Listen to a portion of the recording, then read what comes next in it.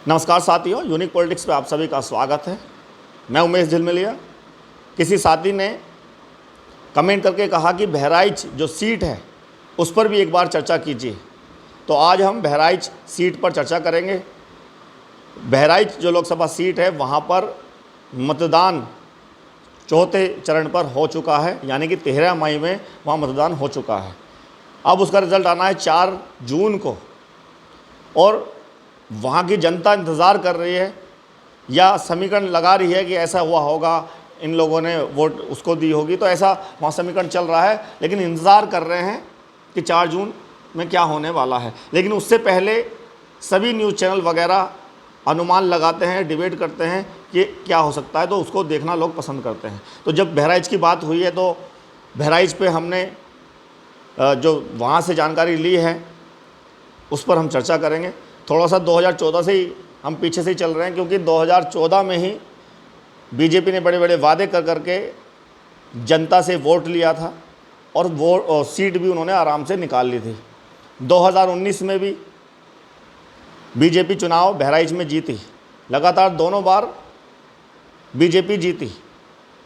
एक बात और मैं आपको बता दूं कि इस देश के अंदर बीजेपी को सबसे ज़्यादा फ़ायदा जो मिला है वो ओबीसी समाज से मिला, क्योंकि बीजेपी का जो खुद का वोट बैंक है, जिसमें हम कह सकते हैं सवर्ण, इसमें ब्राह्मण, बनिया, ठाकुर, ये बीजेपी का कोर वोट, जैसे हम अखिलेश यादव जी का बोलते हैं कि यादव वोट कोर वोट है, मायावती जी का जाटव वोट कोर वोट है, तो ऐसे ही बीजेपी का ये कोर वोट है। लेकिन इनकी जनसंख्या जो है वो ज़्यादा है नहीं। इस पूरे देश की बात करें तो लगभग 12 से 10%, 10 से 12% इतने होंगे जो कोर वोट है, और वो भी पूरा का पूरा किसी भी पार्टी के साथ कोई कोर वोट नहीं जाता, ये भी सब जानते हैं। तो बीजेपी को सबसे ज़्यादा जो फ़ायदा मिला वो ओबीसी समाज के लोगों से मिला।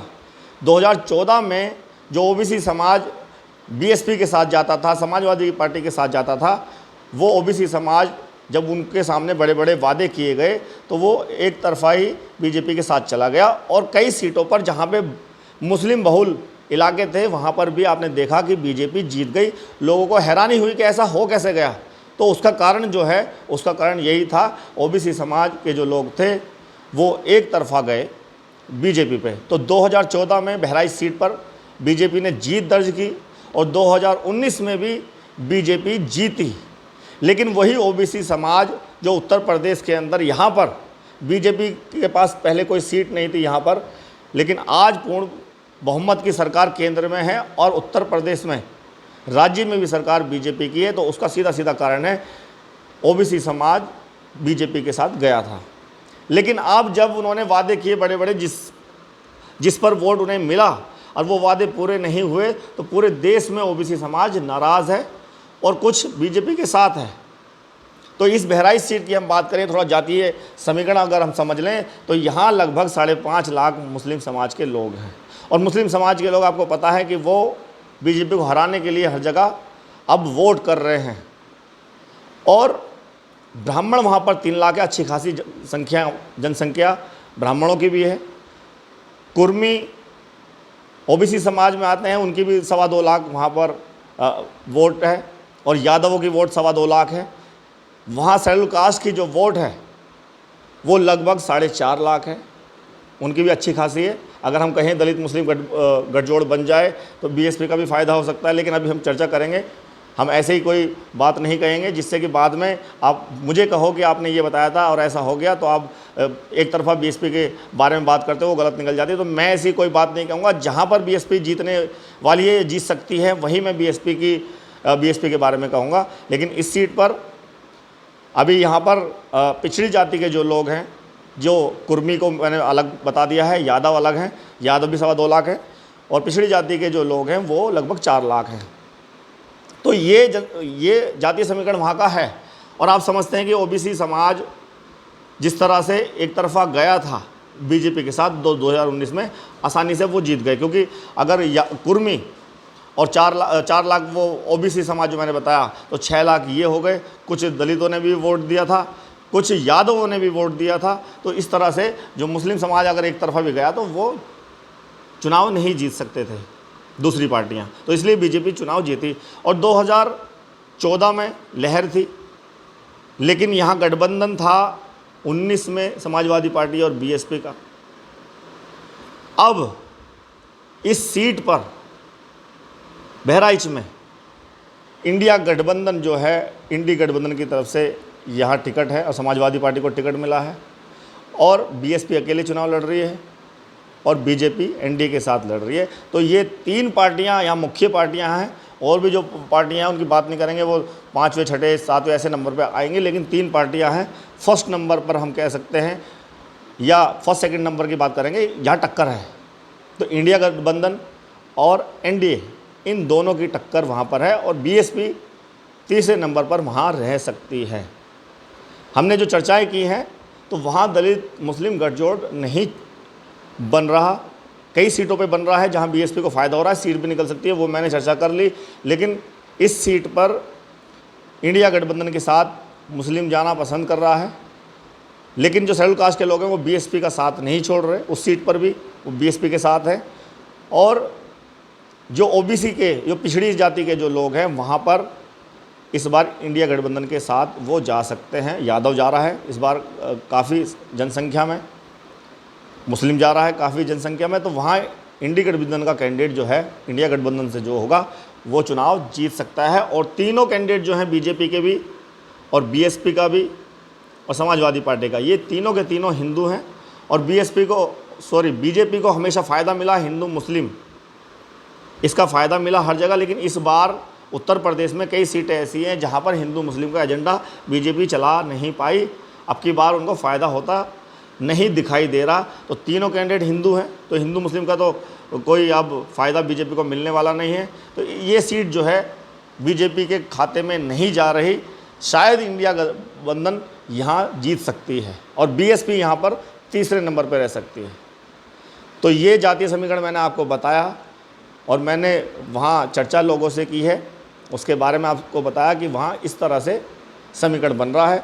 4 जून में पक्का पता चलेगा कि होने वाला क्या है, लेकिन उससे पहले जो अनुमान हमने लगाया, भाई ने कमेंट किया, उस कमेंट का जवाब देना बहुत ज़रूरी है। और जितने भी कमेंट मुझे आते हैं, कोई ये ना समझे कि मैं कमेंट देखता नहीं हूँ या पढ़ता नहीं हूँ, मैं सारे कमेंट देखता भी हूँ और पढ़ता भी हूँ। और अगर कोई मुझे ऐसा लगता है कि जिसका जवाब देना बहुत ज़रूरी है, तो मैं जवाब देता हूँ। आप अगर मुझसे कुछ पूछेंगे तो मैं ज़रूर जवाब दूंगा। मैंने एक भाई ने मुझे धमकी दे दी एक तरह से कि मैंने आपका सब्सक्राइब किया है चैनल को, अगर आपने मेरे सवाल का जवाब नहीं दिया तो मैं अनसब्सक्राइब कर लूँगा चैनल को। तो मैंने उनसे कहा, उनके जवाब भी दिया मैंने, और फ़ोन नंबर भी लिखा कि आप मुझे कॉल भी कर सकते हैं। ऐसा नहीं है कि सिर्फ कमेंट करके मैं आपके कमेंट का जवाब नहीं दे रहा, मैं सारे कमेंट पढ़ रहा हूँ। आप भी जानते हो कि टाइम बहुत कम मिल पाता है सारी चीज़ों का, लेकिन आप पर्सनली भी मुझे बात करोगे, कहीं से भी, किसी भी ज़िले से हो आप, महाराष्ट्र से भी, तमिलनाडु से भी, मध्य प्रदेश से भी कमेंट आते हैं।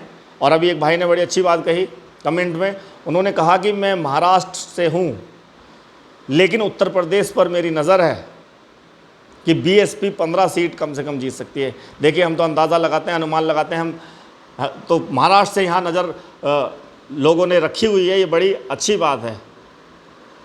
तो बहुत बहुत धन्यवाद। 4 जून में देखेंगे क्या होने वाला है। कोई कमेंट करके कोई सीट के बारे में कहेगा तो मैं उस पर समीकरण जरूर बताऊंगा।